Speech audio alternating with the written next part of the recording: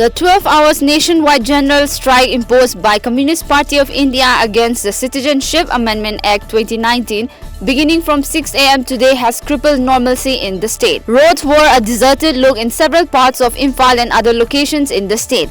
Major commercial establishments and educational institutions were also shut down. Volunteers of All Manipur Youth Protection Committee destroyed a large number of bakery products brought by a hawker from Mayang, Imphal yesterday. As per reports, AMIPCO also claimed that the destroyed items did not have facile license numbers and manufacturing date.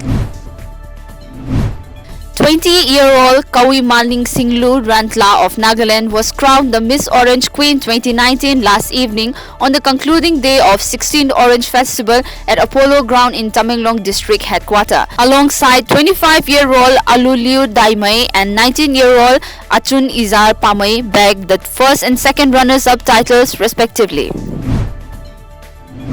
Nagaland Tribal Affairs Minister Temjen Ima Along urged the people to focus on promotion of indigenous products. Temjen was speaking at the 3-day Working Women Expo which began yesterday at Dimapur Government College Ground, media reports said.